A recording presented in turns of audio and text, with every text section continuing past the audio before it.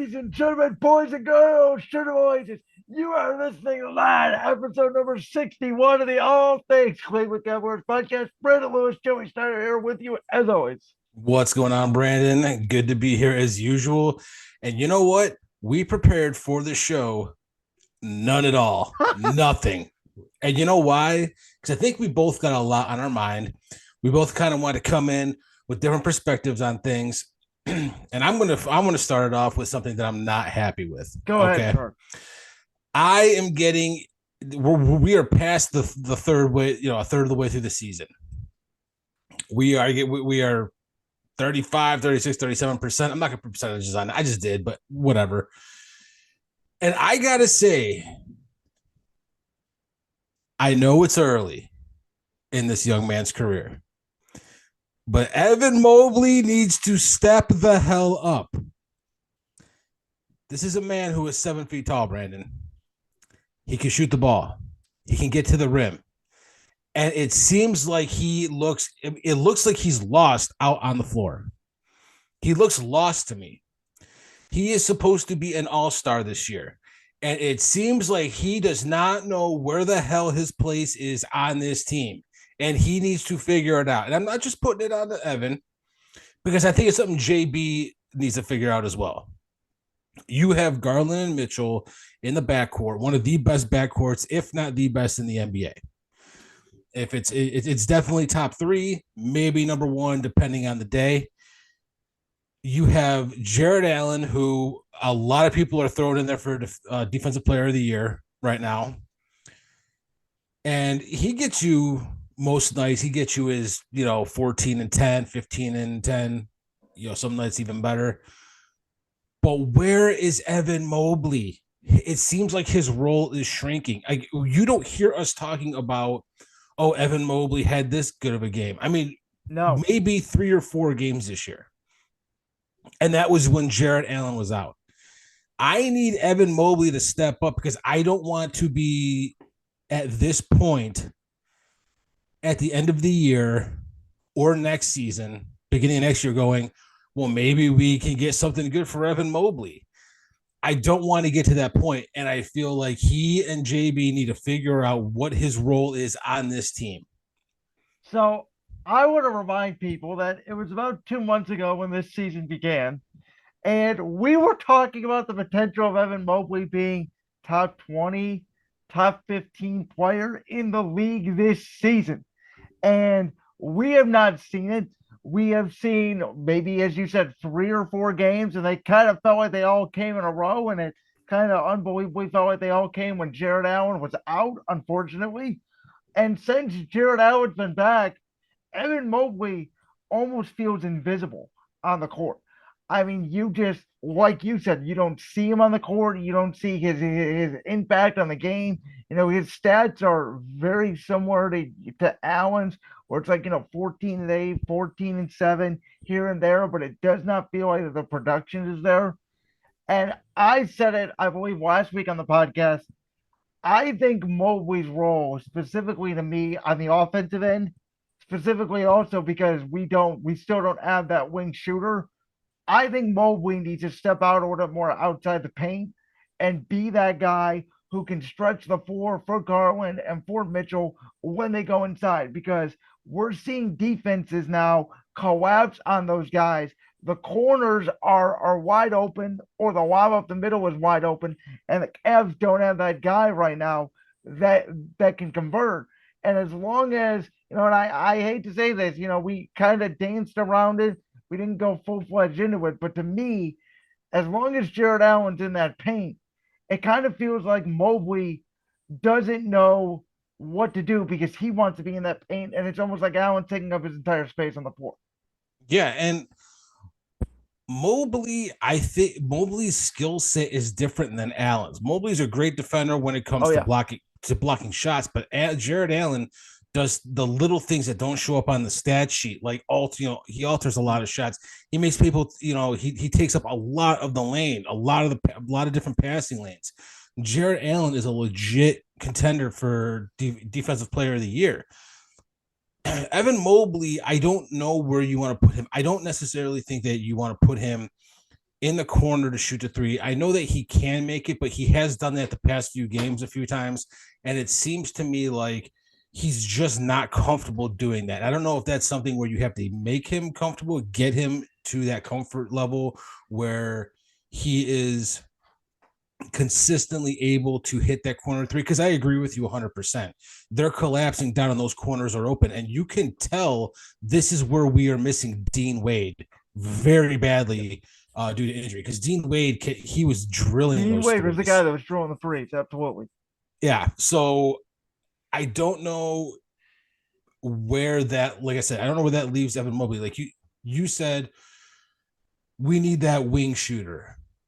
Dean Wade is kind of a unique animal in the fact that he's a fairly good defender. You're not going to put Dean Wade on your best, on the other team's best player, or maybe even second best player, but he could, but he's a solid defender. On top of the fact that he can hit those corner threes consistently. He's young. He's 6'8". We signed him for a long time. I think we signed him for 4 years, 3 years, Yeah. 4 years.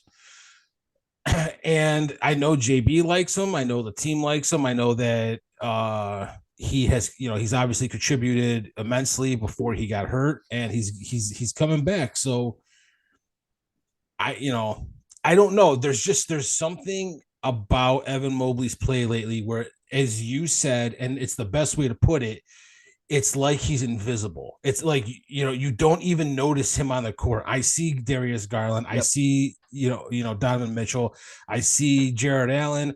I see Kevin Love when he comes in. I see these bench players, but for some reason, I'm just not seeing Evan Mobley.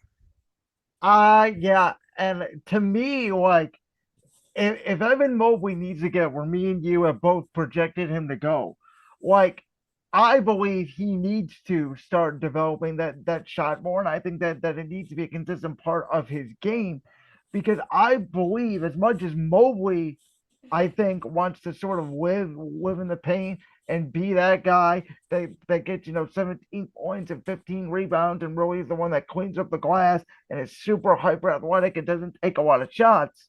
That's not his role on this team, specifically with the way this team is playing offensive basketball right now. And I wonder if maybe part of it too, has to do with it feels like a lot of times this year, and it's partially because the Cavs do have the best backcourt in the league. We talked about this a little bit as the season began. I wonder if Mitchell and Garland potentially playing too much ISO ball, that potentially takes a little bit out of Mobley's offensive game because there's a lot of standing around, it seems like, especially when the Cavs get behind. When the Cavs play their best basketball, we said this even last year, they are moving the basketball. Everybody's touching it. Everybody feels involved in the game plan. And it just doesn't seem like this year they're running the same offense. It almost feels like it's through Mitchell or Garland. And then if they're both not hot, then the Cavs really have nothing offensively. Yeah, and me and you kind of touched on this a little bit last week, which was last year this team was pretty much predicated on running in transition. They wanted to be a fast-paced offense. This season, everything is slow. Excuse me. Everything is slow. They have the slowest offense in the league, yet it's one of the most efficient. It's a top 10 offense. So they obviously changed things up, and I don't know who that was for. If it was for, Garland and Mitchell to be able to find their shots, or what it was, but it really is a big it's a big transition from what it was last year. Last year was run as fast as you can and try to score, and this year it's a lot slower. So I don't know why that came about or where that came from, but it's definitely a different offense than it was last season. But Mobley's got to find his way. I can see him, you got Allen and Mobley on the blocks. You move one up for the pick and roll. You move Allen up for the pick and roll. Mobley steps out and you allow him, you let him to stay at that 10, 12 feet line. So if the lob isn't there for Allen and Garland or Mitchell can't get to the rim, you're kicking out to Mobley, And I mean, 12 feet for him is 2 steps and a Right. dunk, or he could shoot that 12. He could shoot that 12-footer. I think that would be, to me, that was something like that's maybe like a Tim Duncan like, maybe that's where Mobley is supposed to be, is that Tim Duncan like player. That or you mentioned the pick and roll with Allen. I was thinking too, something that I don't see them run a lot is pick and pop or pick and roll, even with just Mobley, because Mobley has that ability to threaten you where he can either go for the lob or again he can step out and knock down that shot. And like I've been saying all along, I feel like that is the missing piece to this Cavs team. The numbers can say all they want about, yes, they are efficient. Yes, they are a top 10 offense. But when you watch them, the eyes tell you, to me at least, that something is not quite right with this team. They don't run efficiently, and part of that is because the production on this team to me relies mostly, as we have mentioned, on their starting lineup, and it is very guard heavy. And I think because of that, our big men don't really know where to fit in unless they are getting the ball, which sometimes they're just not, because Garland and Mitchell can get so odd some nights. They're just doing all the iso ball, step back, and I mean they're scoring 40 points with ease. Yeah. I mean, when a guy gets hot, you gotta ride the hot hand. And I think we understand that, but one player isn't going to be, we thought they were going to beat the breakout for the Nets. We thought that they were going to, who they played prior to the Nets, was that Toronto. Toronto again. And that's something we got to talk about. Mitchell saying, Mitchell talking a little bit after the Toronto game. Yeah. So, but I kind of want to cover those games a little bit. We're not big on recaps, but we predicted last week that they were going to win 2-0, and they yeah, ended up going 0-2. and they lost to the Raptors in pretty grand fashion. After the game, Donovan Mitchell said that the Raptors foul, and why wouldn't they? Because they get away with it. So, what are your thoughts on that? Listen, I can understand where he's coming from. Obviously, it's a frustration after a brutal loss. I mean, there was no excuse for them to go in there. Yes, Toronto beat them already twice this year. Yes, you can say whatever you want about a team as this team's number, but the fact of the matter is, the Cavs were coming off a couple of days rest. They were healthy. They should have went in there and they should have taken care of business there against the Raptors Friday night. And I think not only that, but I mean, you combine that with Monday's loss against Brooklyn, and it just doesn't feel like. Again, I've been saying it all year. There's something wrong that I don't like about this team. They don't come out ready to play. Their defense is a top three, arguably top defense in the league in the fourth quarter. But in the first half, they're not that. They're doing a lot of catch up in the second half, and I think that it's frustration for a guy like Mitchell, especially on Friday night when your shots aren't falling down. And listen, we know that NBA officiating out of the four major sports, the worst officiating in sports. We know that there are obviously fouls on probably every single play, and so I get it. It's probably more frustration. I mean, you got to do something after a loss. I think Donovan Mitchell has been a great teammate all season long. I think he's proven to be a locker room guy. Maybe he was using something to gel up the team. But to me, there's more important things to worry about than officiating. You got to play through it. And eventually, I don't care what officiating crew it is, if you start making your shots, if you start earning your opportunity at the line, you're going to get those chances. And as I've always said about officiating, yes, you're going to get bad calls in the game that will not go your way, but there's probably, the same amount of calls that you shouldn't have got that you also did get. I mean, the Toronto did poke out Darius Garland's eyeball the first game of the year, so they are pretty. They have gotten away with a lot against the Cavs, more than Hey, they've gotten away with listen, against any other team. And that, and I'll say that is that. true. That is true. But when you're 3-0 against the Cavs, it's also a bad look for the Cavs to be talking like that. I Yeah, mean, I mean, you know what? I'm not. You're never going to see me blame the refs, but I understand his frustration. And like he said, why? I if I wasn't getting called, I'd do the same thing too. Oh yeah, So he wasn't just saying it was bad refereeing. He was saying, yeah. I mean, we couldn't get a shot up. We were getting fouled left and right. It wasn't getting called, but I don't blame the Raptors because if the roles were reversed, I'd be doing the same exact exactly. thing. So he's really just kind of calling out, saying, "Listen, we did our best, and things just didn't go our way. This is the reason why. But don't get it twisted. I'm not going to sit here and say, this, that, the other thing.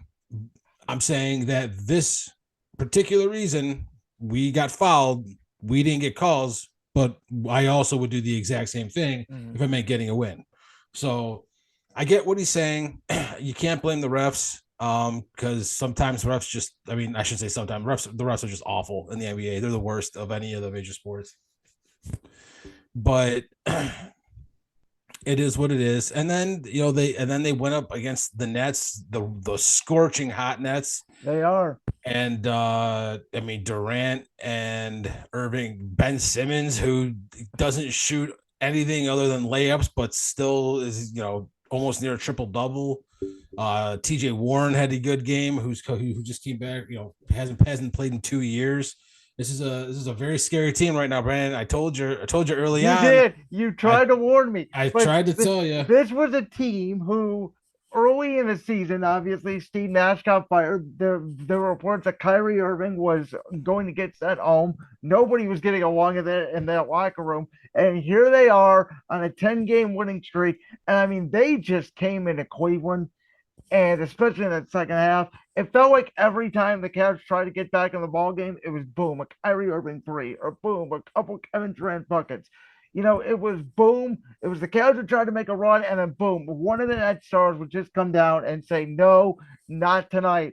And really, that was a shock to me because, as I mentioned last week, the Cavs were coming off a couple of days rest after Christmas. I thought they would come out at home, be fired up again, ready to go, as we've seen them on their own court all season long. And they, again, did not come out ready to play. Brooklyn did. And now Brooklyn has legitimate wins against Milwaukee, I believe Boston as well, possibly, and the Cavs. So, I mean, that if Brooklyn plays the way they do on Monday, that is a very scary team. That's a team that we didn't even see in the play-in tournament. Obviously, last year, kind of felt like the Cavs, were handcuffed in that game. Of course, Jared Allen did not play in that game, but we know the Nets were having internal problems back then, and the Cavs couldn't take advantage of it. And now Brooklyn, that was the best I've seen them play. I haven't watched obviously every Brooklyn Nets game, but that was the best I've seen them play in a long time. And for me again, disappointing the Cavs that game just didn't even feel close.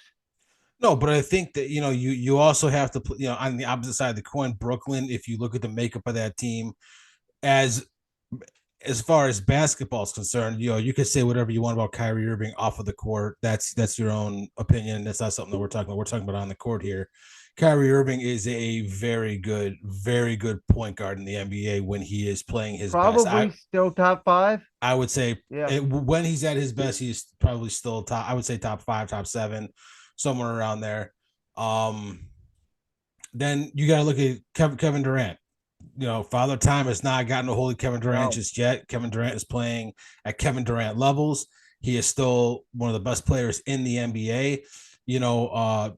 Ben Simmons, we had no idea what he was going to do. The kid doesn't want to shoot. That's fine, but he's still 6'10" and he can handle the ball like a point guard. He can rebound. He can block shots. He gets steals. He gets assists. I mean, he gets to the rim. I would take. I mean, I'm not saying I would trade for Ben Simmons, but I would love to have a guy who's 6'10", who's going to get you, 15, 10, and 8 a night, or almost a triple double every single night. What Mobley should be doing. Exactly. And then you could go kind of go down the bench a little bit. Joe Harris is. I don't know if Joe Harris is hurt or not, but Yeah, I believe he is. I apologize for people hearing my phone. It is a very busy night in my household. And but you got TJ Warren, who came back after 2 years of not playing. TJ Warren, great player, played for Indiana. Went down with an injury, came back and absolutely Cla- um, Claxton's been good for them too this year, Nick Claxton. So yeah, and Nick Claxton has emerged. So yeah, but I mean, I think that from from my perspective, this is where this season, I like I said last week, to me, the issue I have with the Cavs is not really concerning because I think the NBA this year is the most balanced that it's ever been in probably the last decade. There is not, for my money this year, one team that is clearly the favorite to win the championship. I think every team has flaws. And we just saw, as Joey always says, my favorite team, the Milwaukee Bucks, got blown out 3 straight times. They got blown out by the Cavs. They got blown out by Boston. They got blown out by Brooklyn. So I mean, Golden State, obviously, Curry just went down in the West. There doesn't seem like there's a favorite at all. It feels like there's a dogfight, and that's why it feels like to me there's a lot of similar teams in there. Obviously you got the Cavs, you got Boston, you got Milwaukee. Those kind of feel like the top three teams in the Eastern Conference. My biggest issue with this Cavs team is, can they just come out? I'm not asking for what. I'm not asking for a 20-point victory every time. But I'm just asking for, can they come out? Can they show some energy? Can they play a consistent game first for the fourth quarter?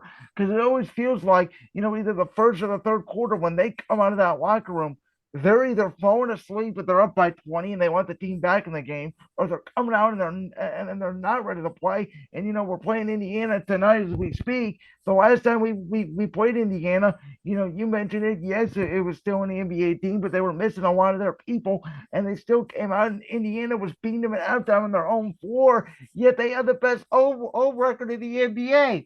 So it's hard. Again, it's hard to really say, like, it's hard to complain, but there's also signs that I'm like, this team could be so much better than the way they're playing right now. If they just took care of that business they should have against those lesser teams, they could be in a position right now. They could have been the number one seed as we speak tonight. they can, and I'm not really that concerned with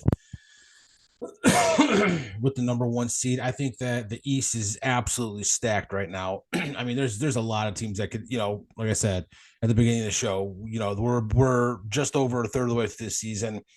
There's a lot of basketball left to be played, and we have no idea who that number one seed is going to be. But I mean, this, like you said, the NBA this year is about as balanced as I've ever seen it. I will say I think the East is better than the West. Um, but I mean, really, there's a lot of teams with similar records. Yeah, You again, know, and that's the hard part where it's like, okay, I kind of don't love what I'm seeing on a night to night basis, but I can say the same thing about the Cavs, and I can say about almost every team that we thought going into the season could be a legitimate championship contender. And so, for that matter, I really think it's a grind.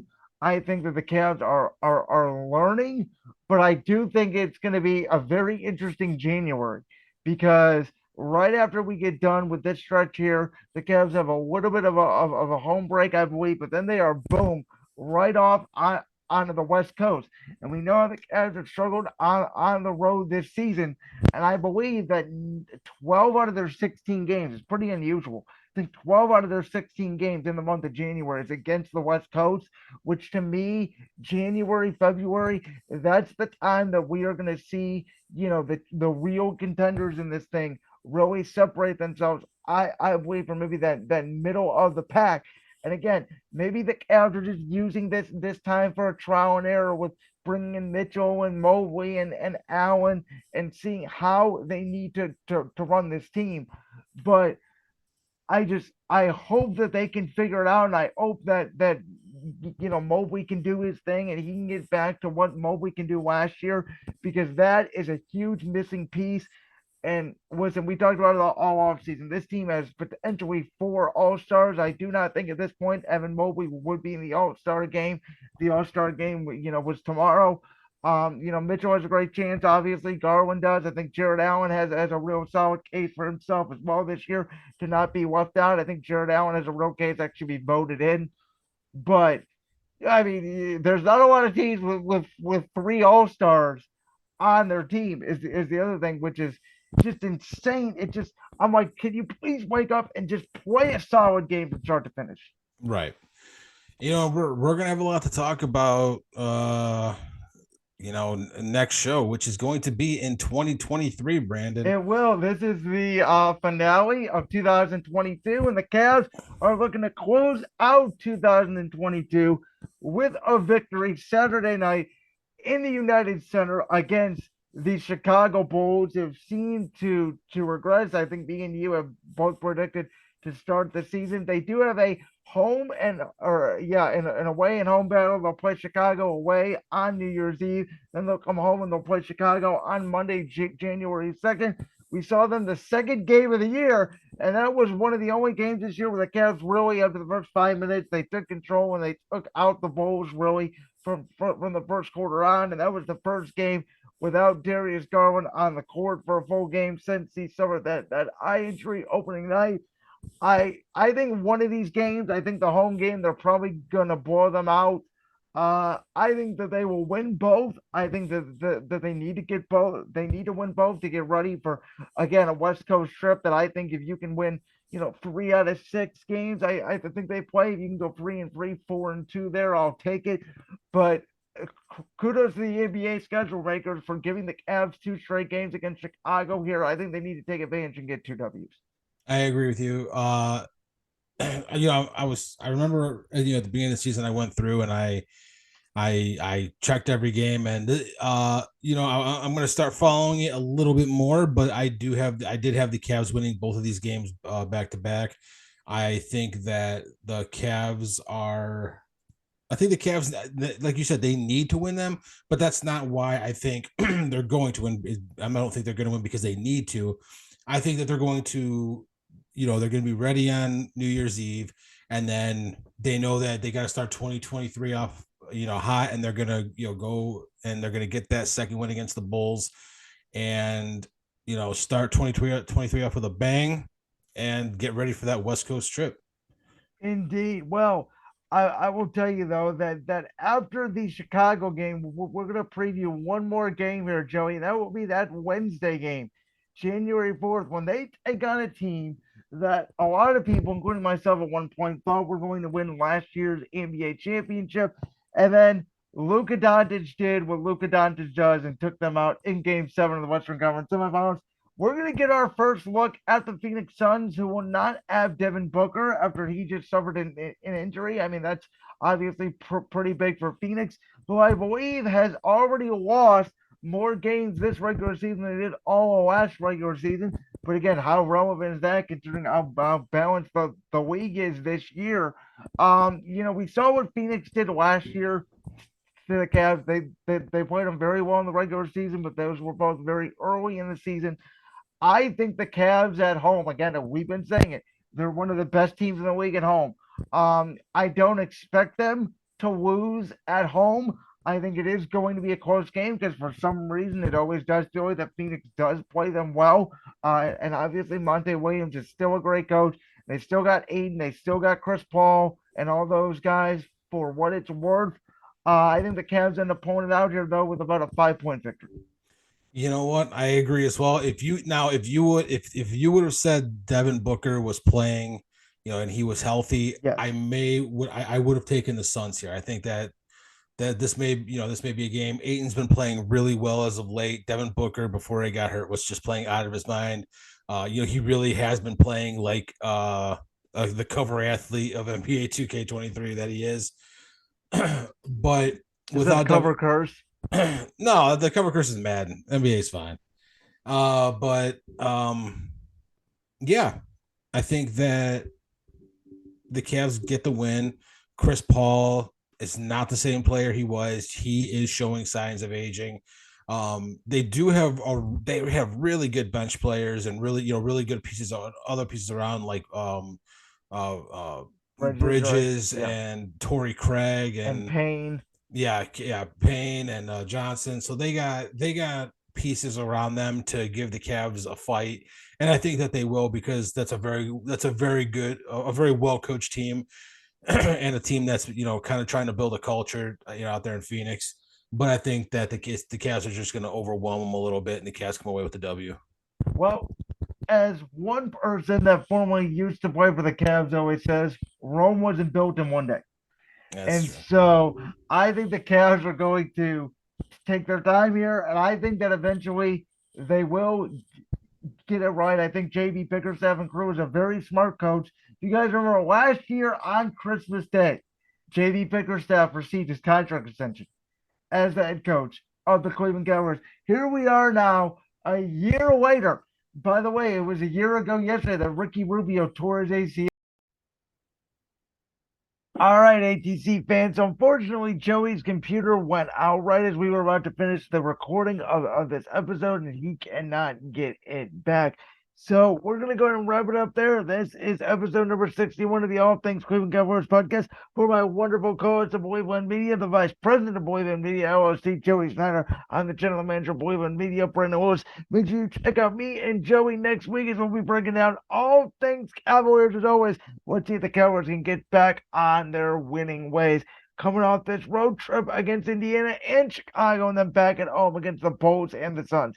We'll see you guys next week. Thank you all for supporting ATC. Make sure to follow us on Twitter at All Things Cavs.